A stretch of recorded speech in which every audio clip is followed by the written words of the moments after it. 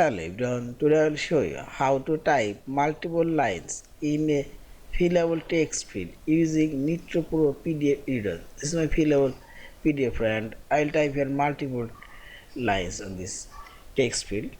Simply you can type multiple lines, type your text and so on and press enter key for your keyboard and see this.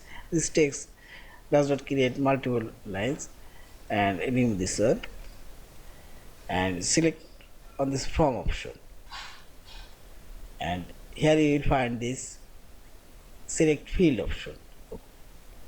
Now again select the text field and click right button for mouse cursor and select here properties option and this option, this is general option and this is option. Here you will find this multi-line option and check this one.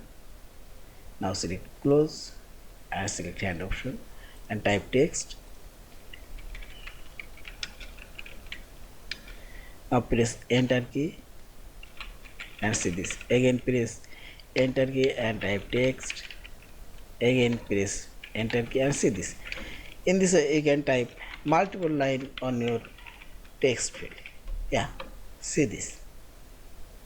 And finally select this file option, save or save as a PDF file. Thank you for watching. Please subscribe, like, share and comment.